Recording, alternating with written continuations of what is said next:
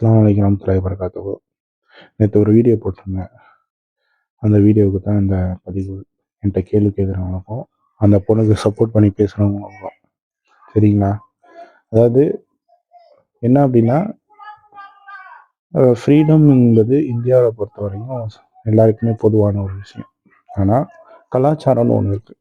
அந்த காலத்துலலாம் நான் சிறு பிள்ளையாக இருக்கிறப்ப புர்காவே கிடையாது. அப்போ எங்கள் முன்னோர்கள்லாம் என்ன பண்ணுவாங்கன்னா, வெள்ளை கலர் துப்பட்டியை போத்திக்கிட்டு அவங்க ஒரு நிகழ்ச்சியோ, ஒரு ப்ரோக்ராமாக இருக்கட்டும், ஒரு சொந்தக்காரவங்க வீடு, ஒரு கல்யாண காட்சி அந்த காலத்துலலாம் பார்த்துருப்பீங்க.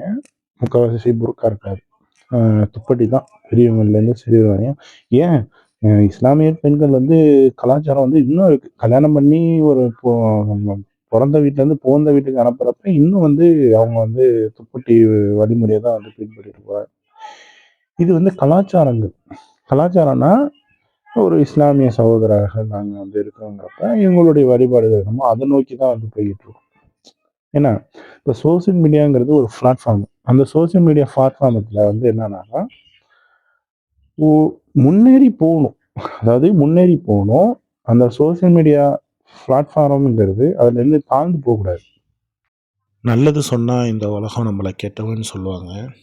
அதை நீங்களும் பாருங்கள்.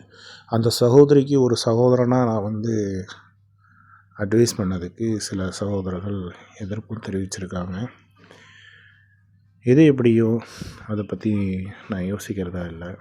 என் கண்ணுக்கு எது தவறுன்னு படுதோ அதுக்கு நான் கண்டிப்பாக ஸ்பீச் கொடுப்பேன். அது எதுவாக இருக்கட்டும். நல்லதே நினைப்போம், நல்லதே நடக்கட்டும். வரக்கூடிய காலங்களில் நம் பிள்ளைகளுக்கு நல்லதே சொல்லி வளர்ப்போம்.